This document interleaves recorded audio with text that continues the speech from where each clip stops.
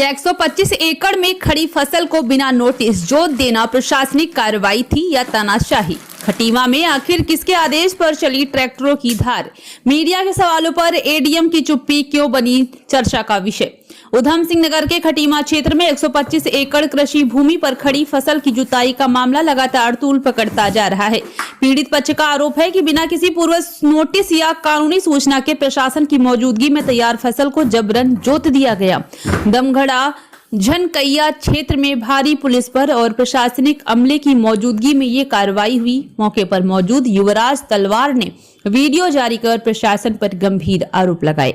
उनका कहना है कि ना तो कोई नोटिस दिया गया और ना ही कोई स्पष्ट कानूनी प्रक्रिया बताई गई। मामले को लेकर एडीएम पंकज उपाध्याय ने सवाल पूछे गए। मामले को लेकर जब एडीएम पंकज उपाध्याय से सवाल पूछे गए तो उन्होंने जांच की बात कही, लेकिन प्रक्रिया और नोटिस के सवाल पर कोई स्पष्ट जवाब नहीं दिया। पीड़ित किसान का कहना है कि वर्षों की मेहनत से उगाई गई फसल को इस तरह नष्ट करना अन्याय है। वहीं दूसरी ओर कश्मीर सिंह प्रशासन से गुहार लगाते नजर आ रहे हैं कि जमीन पर अवैध रूप से कब्जा किया जा रहा था।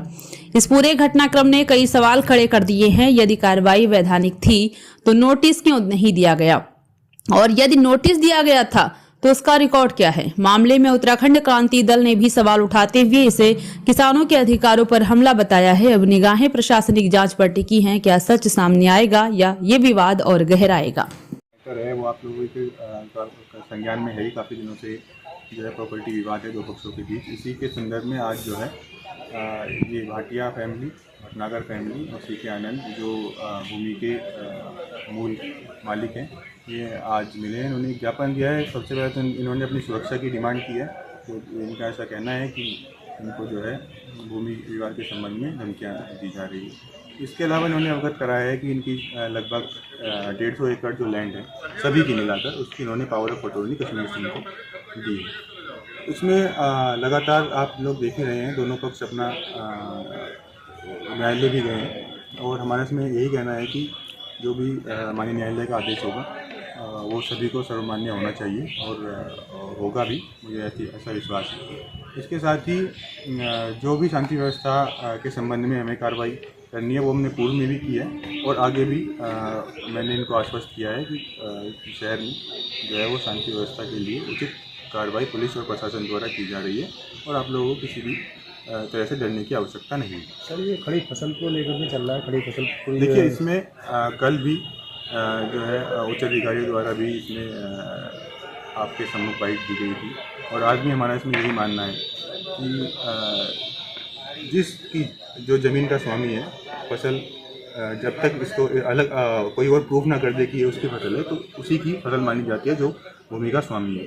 तो और इसके संबंध में लगातार जो है हमारा हमने दोनों ही पक्षों को अपना अपना पक्ष रखने के लिए समय भी दिया है, पर सिर्फ एक पक्ष द्वारा ही इसमें अपने जो है वो कागज़ दिखाए गए हैं और इसमें दूसरा पक्ष लगातार जो है वो उन्होंने रैली इत्यादि निकाली है, पर कोई भी अपने पेपर हमारे सामने प्रस्तुत नहीं किए हैं। तो इसमें ये स्पष्ट हम नहीं कह सकते कि उनका अभी इसमें क्या जो है उनके पास कागज़ हैं या उनके पास क्या जो डॉक्यूमेंट हैं जिससे ये प्रूफ किया जा सके।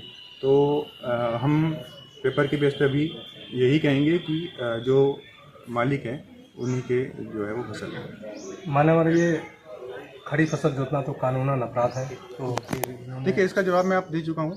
यही इसका जवाब है क्योंकि आपका कहना है कि आप ही की फसल थी और जो आज पक्ष हमारे सामने प्रस्तुत हुआ है, इनका कहना है कि इन्हीं की फसल है और इन्हीं के द्वारा वो जोती गई है।